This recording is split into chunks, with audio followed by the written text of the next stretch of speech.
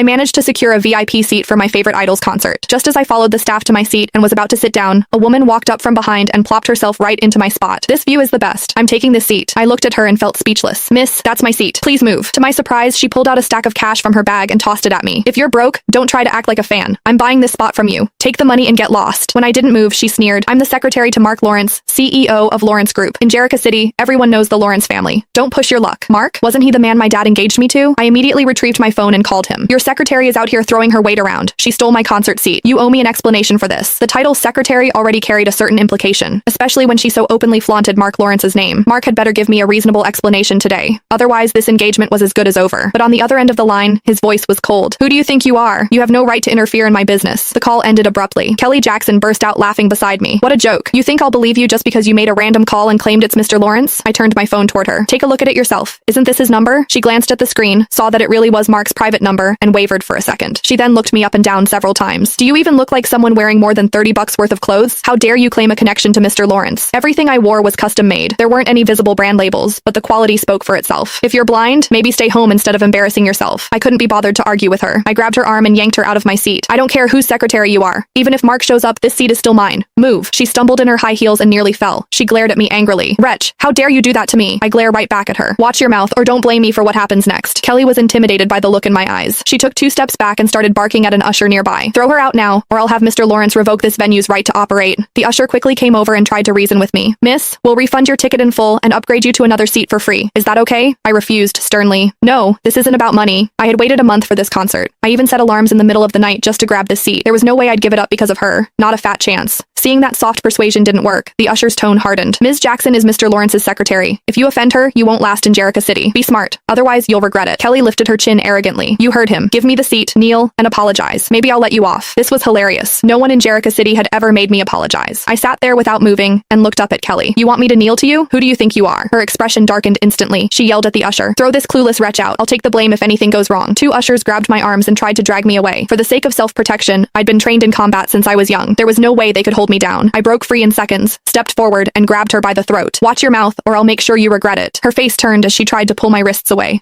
Let go of me. The ushers stared at me in shock. Oh my god, she's got a death wish. How dare she do this to Ms. Jackson? If Mr. Lawrence finds out, she's dead. No one can save her now. I didn't care about what they were saying. The Lawrence family didn't sound intimidating to me at all. I tightened my grip while glaring at Kelly. Who did you call a wretch? Kelly could hardly breathe. In a panic, she said, I'm a wretch. I let go and looked down at her. Wretch, you can get lost now. She collapsed to the ground and gasped for air. Her eyes were full of hatred when she looked at me. I dusted off my hands. What? Do you want more? She subconsciously shrank back and was helped outside by the ushers. I returned to my seat and texted my dad about what happened.